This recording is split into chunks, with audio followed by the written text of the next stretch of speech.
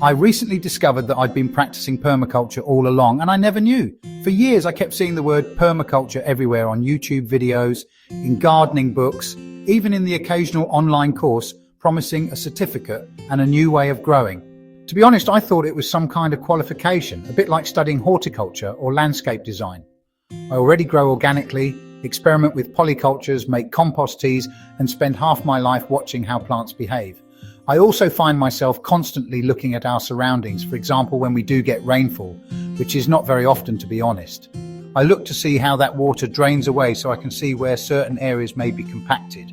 Observing the wildlife too gives me signs of overall health. And if there is a cold snap coming, well, the increase in bird activity on the feeders is a great sign of things to come. So I assumed I was already doing enough. I couldn't have been more wrong. What I've learned recently is that permaculture isn't a qualification at all. It's a way of seeing. It's a philosophy, a framework that helps you design your space so that it works with nature, not against it. And as I began reading more about it, something rather funny happened. I realized I'd already been practicing most of it here on our homestead in southern Hungary without even knowing. So what does permaculture actually mean to me? The word permaculture comes from permanent agriculture. It was coined back in the 1970s by two Australians, Bill Mollison and David Holmgren. They wanted to describe a system that could sustain itself indefinitely, like a natural forest or meadow. At its core, it's built on three simple ethics that make perfect sense to me now. Earth care, which is all about protecting and regenerating the living soil, water, and biodiversity. Then there's people care, looking at meeting our own needs fairly and sustainably. And finally, we come to fair share, when we are giving back our surplus, whether that's compost, seeds, or knowledge. Everything I've done here, composting, saving seed, feeding the soil, fits neatly into those three pillars. It's not a certification, it's a mindset. The three core values are then reinforced with the 12 principles of permaculture. I see these on our land as pretty straightforward, so let's go through them. Holmgren's 12 principles are where the magic happens. Once I began to look at our garden through these ideas, I started noticing patterns I'd missed before. So what are these 12 principles? Let's start with the first, and that's observe and interact. The first step is simple. Slow down and look. As I've already mentioned, I have learnt more by standing still and watching than from any gardening manual. Here on the Great Plain, I've seen how frost forms in low spots where wind cuts hardest across the beds and which so-called weeds spring up in poor soil. They tell me exactly what the ground needs. That observation has become my best teacher. We can then move on to the principle of catch and store energy. That's because energy, I've come to realize, isn't just electricity or fuel. So no need to rush out and install solar panels and loads of batteries. It's things like rainwater, sunlight, compost heat, and even my own time. We capture rain in barrels, and with the addition of new structures here, more are being installed over the next few weeks.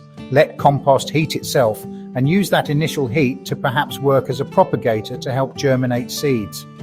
Another example is to mulch thickly to trap moisture. Each action saves a little energy for the harder months ahead.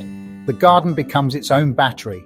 That brings us neatly to number 3, obtain a yield. A system must give something back, whether it's food, seed, compost, even joy. Our squashes, garlic and peppers are obvious yields, but so is the satisfaction of sitting down at night knowing that our soil is richer than it was last year.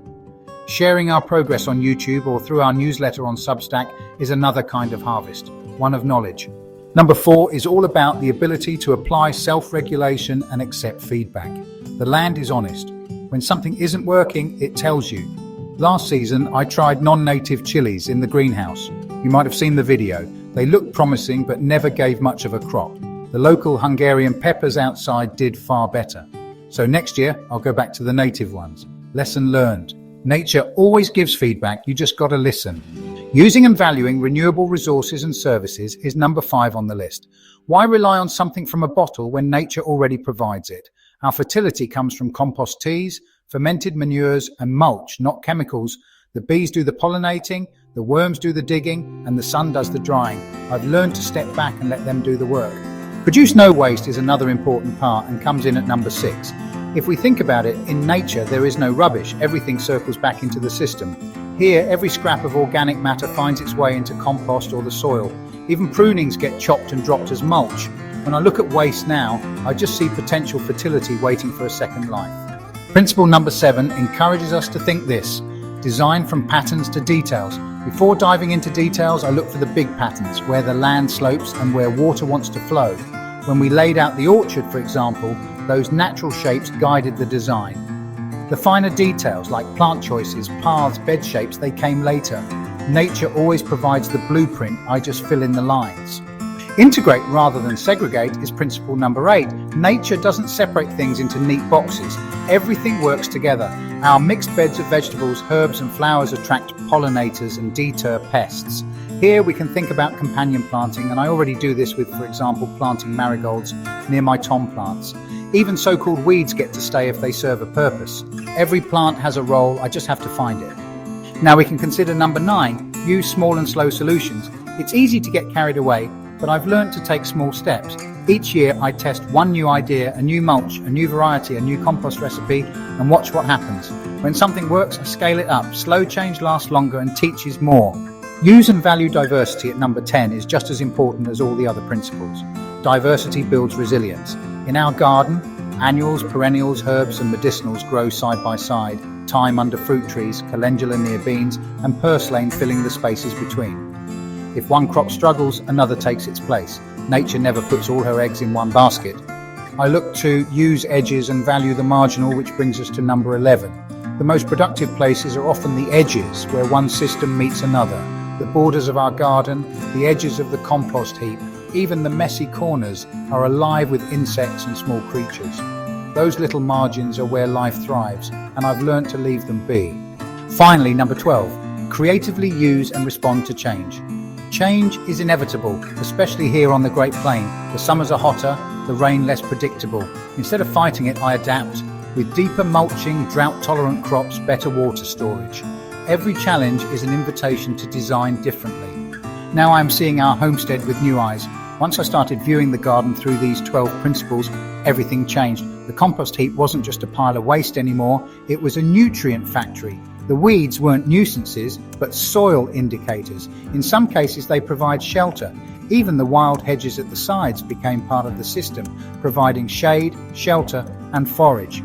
I began sketching zones too, the kitchen garden closest to the house, then the orchard, and beyond that, areas left partly wild. The layout suddenly made sense, efficient, balanced, and alive. 5 years of living and growing here on the Great Hungarian Plain have taught me more than any course ever could. Each season has been an experiment, some successes, plenty of mistakes, but all of them lessons in how to listen to the land. Now, as I start planning for next season, I'm looking at our space differently. I'm choosing vegetable varieties that belong here, the ones that thrive in our heat, handle our soil, and taste like they belong to this place. Permaculture, I've realized, isn't something you learn once and complete, it's something you grow into. And here, surrounded by our compost, our orchard, and the wildlife that shares this space, I finally feel like I'm beginning to understand how to garden with Hungary, not just in it. I have covered a lot of things here, and it begs the question, having watched this, are there any elements here that you have, like me, realized you are doing already? If so, I would love to know. So tell me, please. And maybe, like me, when you did find out, was it a surprise? For me, the answer would be a yes, and that just shows how easy it is. If you enjoyed this video, then please consider subscribing to the channel. It helps me keep sharing our journey towards a more self-reliant, organic life here on the Great Hungarian Plain.